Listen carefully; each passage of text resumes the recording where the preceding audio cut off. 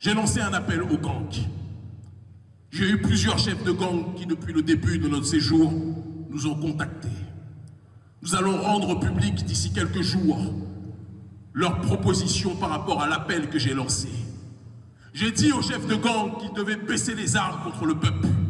Parce que les ennemis des gangs, ce n'était pas le peuple haïtien, c'était ceux qui leur donnaient les armes pour tirer sur le peuple haïtien. Vous allez être surpris d'apprendre d'ici quelques jours que des chefs de gang parmi les plus puissants ont compris le message que nous avons lancé et sont prêts à cesser de pointer les armes sur le peuple et de s'organiser comme une force citoyenne pour résister contre le système néocolonial en tant que tel. C'est pour ça que le gouvernement américain ne voulait pas que nous soyons là. C'est pour ça que le gouvernement français ne voulait pas que nous soyons là. Parce qu'ils veulent faire croire au peuple noir que l'ennemi du noir, c'est le noir en tant que tel. Mais quand le noir finit par comprendre que celui qui est en face de lui est son frère, quand il finit par comprendre que celle qui est en face de lui, ce n'est pas une personne à attaquer, à agresser, à violer, mais une sœur et une femme à protéger, la dynamique finit par changer.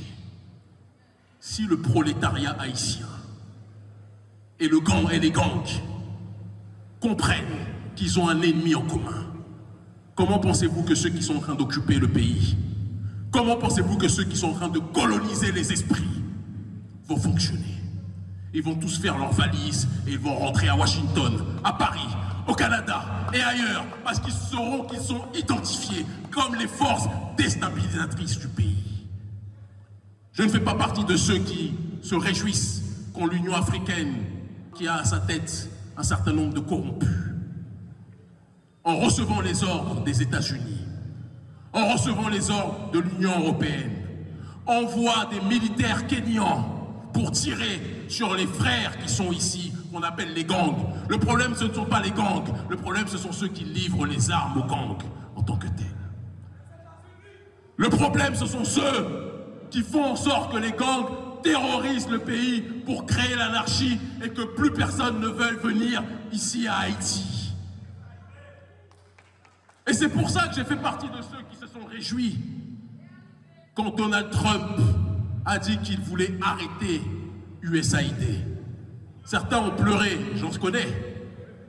Certains se sont dit « Oh, on n'aura plus de financement », j'en connais. Mais il faut que notre peuple apprenne à vivre sans l'aide de ceux qui veulent nous voir noyer.